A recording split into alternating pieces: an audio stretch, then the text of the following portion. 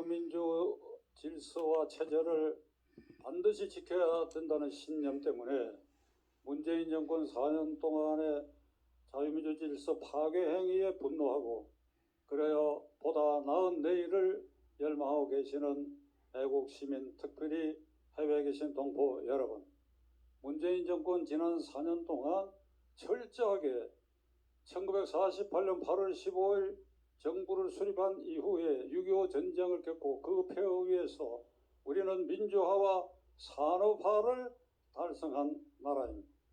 이미 1996년에 OECD에 감행할 정도의 국력과 경제력을 키웠고 2000년에는 G20 국가회의를 주재할 수 있는 나라로 성큼 올랐었고 금년 6월에는 런던에서 개최해야 되는 G7 회의, G7 회의는 미국, 캐나다, 일본, 이태리, 영국, 프랑스, 독일 이 7개 국가입니다. 이 7개 국가는 19세기 말부터 G7 국가입니다. 20세기 들어와서 지금도 물론 G7 국가입니다. 최고 선진 국가입니다. 여기에 누락된 것은 소련과 중국이 누락되어 있습니다. 그것은 체제가 다르기 때문에 누락되어 있습니다. 이 G7 회의에 이번에 한국이 초청됐습니다. 한국, 인도, 오스트랄리아. 그러니까 대한민국이 G10 국가 안에 들어갈 정도의 해외 선진국으로부터 높은 평판을 받고 있는데 문재인 정권 4년 동안에는 우리가 쌓은 이 공덕, 민주화의 발전, 국력, 산업화의 기반, 국가의 부, 이 모든 것에 대해서 보탠 것은 없고 파괴하고 빼고 뭉개고 하는 지난 4년의 세월을 지냈습니다. 우선 삼권 분립을 훼손했어. 입법 독재를 강화했어.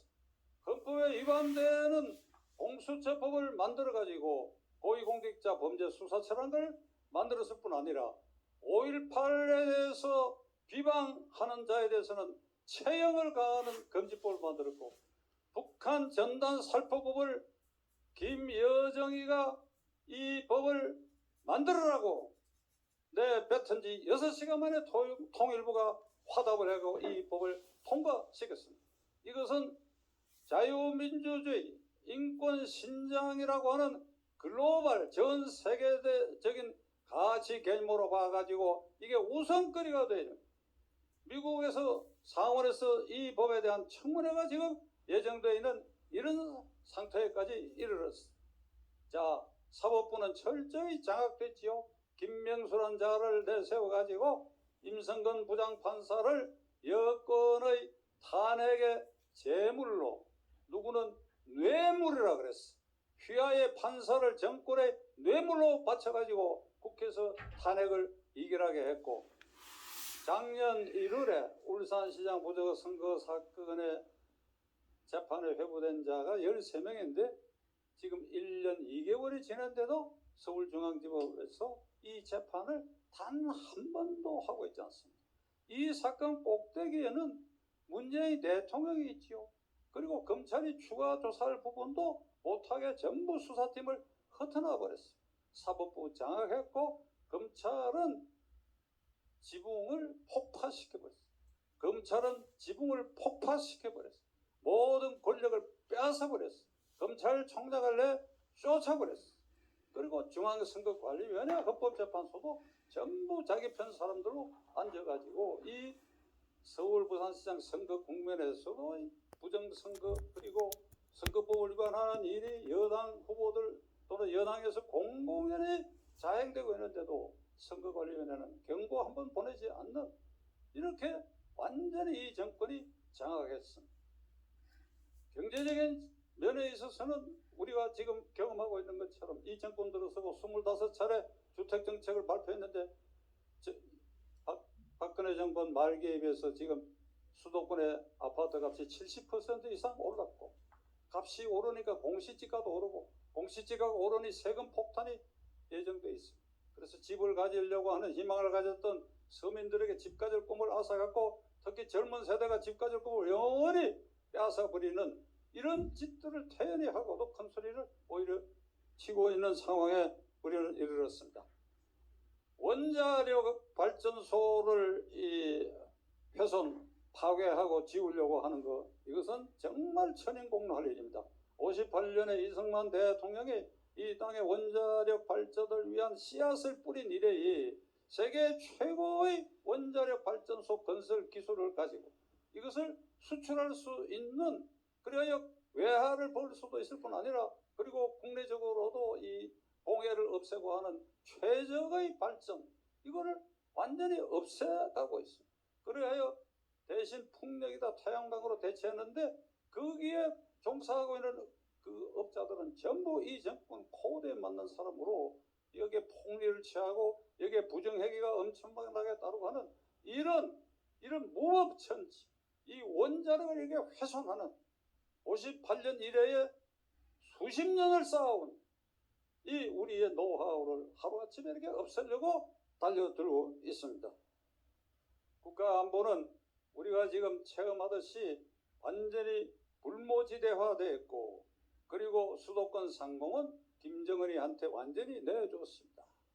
정보도 내주고 북한이 쉽게 지상군으로 공격할 수도 있게 하는 터전을 내주고 말았습니다. 중단거리 미사일을 개발했을 뿐 아니라 그 중단거리 미사일은 사정권이 제주도까지, 대한민국 그리고 일본의 서쪽까지 사정권에 넣었다.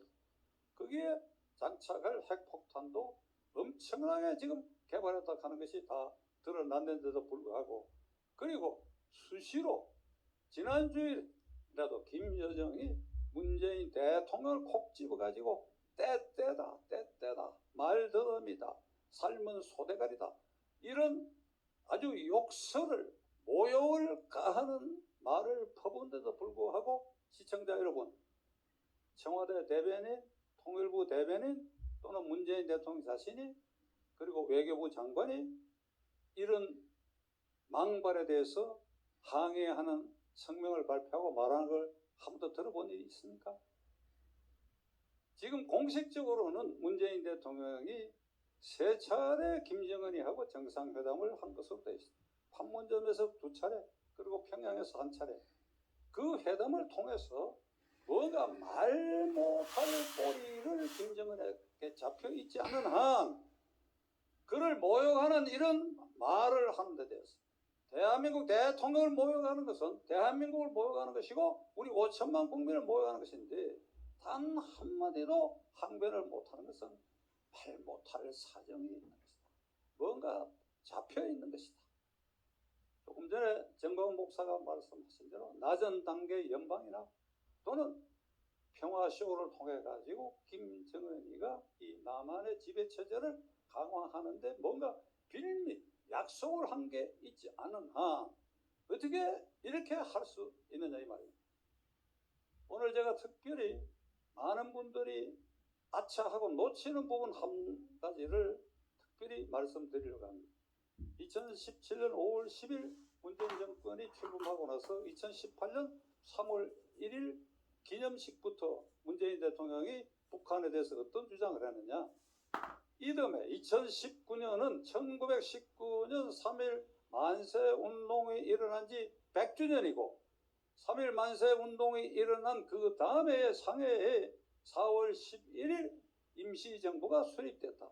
따라서 남북이 2019년 3.1절에는 공동행사로 3.1 독립운동을 기념할 뿐 아니라 나아가 4월 11일 상해 임시정부를 건국절로 이를 공동으로 기념하자 하는 제의를 2018년에 했고, 그리고 2018년 연말에도 지속적으로 했습니다. 자, 2019년 3.1절이 다가왔습니다. 북한은 어떤 태도를 취했느냐? 너희끼리 해라. 너희들만 모여서 해라. 아주 이래갖고 퇴짜를 놨습니다. 왜 퇴짜를 놨는지 아십니까? 북한은 3.1 운동은 김일성이의 아버지 김형직이 주도한 것입니다. 김형직이 주도했고, 그리고 조국 광복은 김일성 장군의 위대한 전략 전술로 일본 놈들을 몰아냈다. 그러니까 3.1절이라는 건 북한의 역사에서 완전히 지워졌어. 유관선, 윤봉길, 안중근, 김자진 전부 지원하고 있어. 오로지 일제시대에는 김형직 그리고 김일성만이 존재하는데 여기다 대고 공동으로 기념하자. 그 다음에 임시정부를 건국주로 공동으로 기념하자. 북한은 48년 9월 9일 국어절이 그들이 건국 기념일로 돼 있어. 남한의 48년 8월 이걸 완전히 부정하는데 여기다 대고 공동으로 기념하자.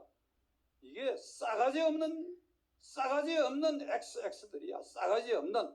북한에 대해서 굴종을 하더라도 좀 근사하게 해야지. 터무니없는 걸 제안해갖고 터무니없는 면박을 당하고 이 꼴이 뭐합니까?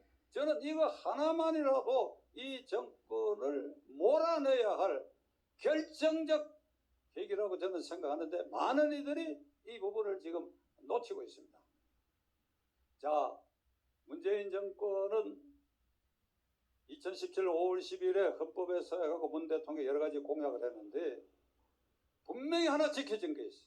그거 외에는 지켜진 게 없습니다. 뭘 지켰느냐?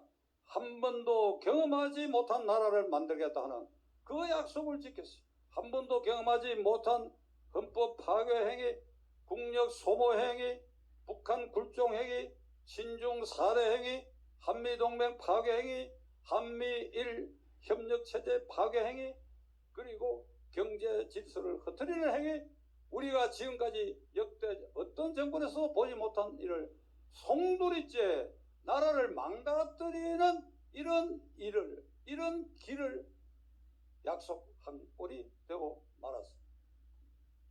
지난 애국 시민 여러분, 저는 지난 토요일도 그렇고 이번 토요일 이 시간에도 이 자리에서 여러분들에게 말씀드릴 때 광화문광장이 열려 있다고 한다면, 그리고 오늘 거기서 집회를 안 했다고 한다면 내일 광화문광장에서 이 정권을 규탄하고 그리고 문재인 대통령에 대해서 사퇴 압력을 가하고 그리고 국민적 탄핵을 가할 수 있는 유일한 기회, 그 장소가 광화문입니다. 불행하게도 이 광화문이 장악되고 있습니다. 그러나 4월 7일 서울 부산시장 선거, 특히 서울시장 선거는 어떤 의미가 있느냐? 내년 3월 7일의 대통령 선거 예비 선거고, 여기서 야권 후보가 당선이 된다고 한다면 이 정권의 폭주를 상당 부분 멈추게 할 수 있고, 그 여선을 몰아서 이 문재인 정권에 저항하는 모든 세력이 하나로 뭉쳐가지고 내년에 정권 교체를 이룰 수 있는 호기가 4월 7일 서울 부산시장 선거입니다. 이 선거에 우리는 국민 저항권 행사의 한 방법으로 투표에 참가해야 할 것입니다. 투표지가 총알이라고 하는 말이 있습니다. 투표지가 종이지만 이 투표지에 어디에 어떻게 투표하느냐에 따라서 이것이 총알처럼 체제를 바꿀 수도 있고 미운 놈을 내려오게 할 수도 있고 하는 총알로 변할 수도 있다라고 하는 말이 있습니다. 4월 7일 우리의 투표는 국민 정화권 행사다. 광화문이 막혀있는 이 시점에 있어서 투표장에서 우리는 국민 저항권을 총알처럼 행사하는 날이 어야 한다. 자, 그러기 위해서 저는 오늘 특별히 국민의힘당 국회의원과 비상대책위원장 김종인 씨, 그리고 국민의당 안철수 대표와 그의 국회의원, 지금 야권 소속의 국회의원은 이 두 당 소속의 국회의원밖에 없습니다. 자, 그 지도자가 김종인, 안철수, 그리고 이번에 국민의힘은 서울시장 후보로 오세훈 이렇게 뽑아놨습니다. 그대들이 국민의 이런 열망 4월 7일을 국민 저항권 행사의 중요한 계기로 투표지를 총알로 행사할 수 있도록 그들이 단일 대우를 이루고 그리고 믿음직한 모습을 보여야 한다. 만일 그러지 않는다면 그들은 문재인 정권보다도 더 역적들이고 반역자들이라고 하는 것을 나는 미리 경고해 두고자 합니다. 감사합니다.